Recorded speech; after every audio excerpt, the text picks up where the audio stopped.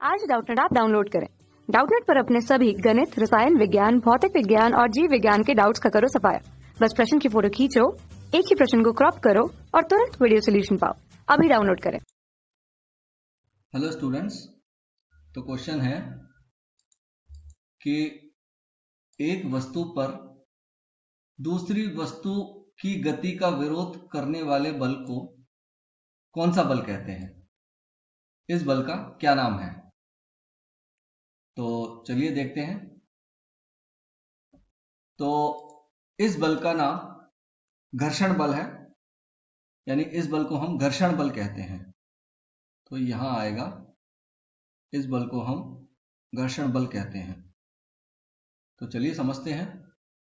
तो इसे समझने के लिए हम एक गुटके और पृथ्वी के मध्य होने वाली सापेक्षिक गति का उदाहरण लेते हैं। तो देखिए, ये हमने एक गुटका बनाया, ये कोई गुटका है और ये पृथ्वी की सतह है। ये देखिए, ये हमने पृथ्वी की सतह बनाई है। ये देखिए, ये हमने पृथ्वी की सतह बनाई, ये पृथ्वी की सतह है। हमने माना कि ये गुटका प्रारंभ में पृथ्वी की सतह से ऊपर है, यानी इनके बीच में कोई संपर्क नहीं है। तो ये देखिए, ये हमने पृथ्वी की सतह बना ली। अब जब हम इस गुटके को पृथ्वी की सतह के संपर्क में रखेंगे तो हम वापस से पृथ्वी की सतह बनाते हैं, और अब इस गुटके को इस पृथ्वी की सतह के संपर्क में रखेंगे तो ये देखिए, वापस से हमने ये सतह बनाई और ये इस तरह से हमने सतह को पूरा बना लिया, ये इस तरह से। अब हम इस गुटके को पृथ्वी की सतह के ऊपर रखते हैं। तो वापस से हमने गुटका बनाया और इस बार उठा के हमने पृथ्वी की सतह पर ऊपर रख दिया। ये देखिए, अब जैसे ही ये गुटका और पृथ्वी की सतह संपर्क में आएंगे तो गुटके की सतह के अणु और पृथ्वी की सतह के अणु एक दूसरे के संपर्क में आएंगे, जिससे ये दोनों एक दूसरे के सतह को दबाएंगे, यानी दोनों अणु एक दूसरे को दबाते हैं। तो ये देखिए, ये वाला जो क्षेत्रफल होगा, इन दोनों संपर्क सतहों के जो अणु हैं वो एक दूसरे के साथ संपर्क में होंगे। अब हमारा प्रश्न है कि जब एक वस्तु पर दूसरी वस्तु की गति का विरोध, तो यानी ये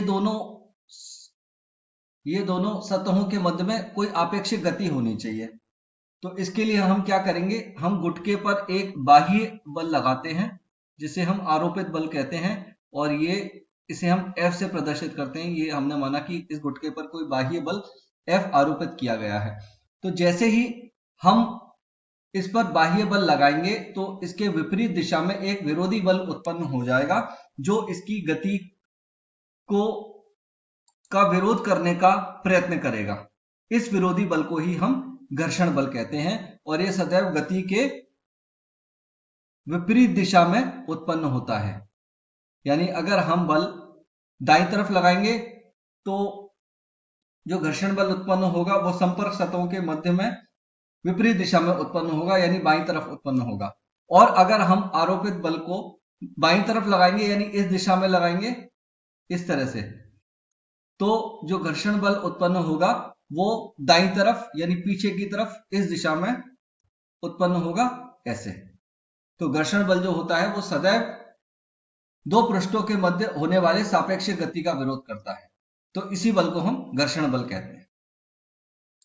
कक्षा 6 से 12वीं से लेकर नीट, IIT, JEE वो एडवांस के लेवल तक 1 करोड़ से ज्यादा छात्रों का भरोसा।